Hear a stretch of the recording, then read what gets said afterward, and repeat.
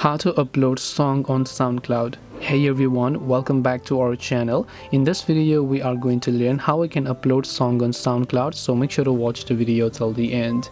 To basically upload songs on SoundCloud, it is actually quite very simple to do so. All you have to do is simply open up the SoundCloud app. Now the uploading songs is only possible via the app and not from the website, especially if you're using a mobile phone. So if you're using on desktop, that's perfectly fine. So once you open up the SoundCloud app, if you look at the very top, you can see an arrow icon which is pointing at the upwards direction.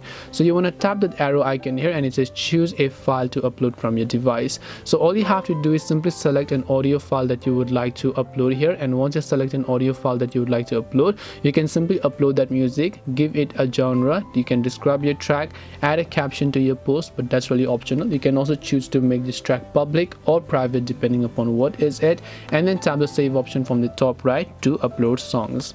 This way you can upload song on SoundCloud. Hope this video was very helpful. If you have got any more questions, then feel free to also leave them down below. Thank you for watching till the very end, and see you soon in the next video.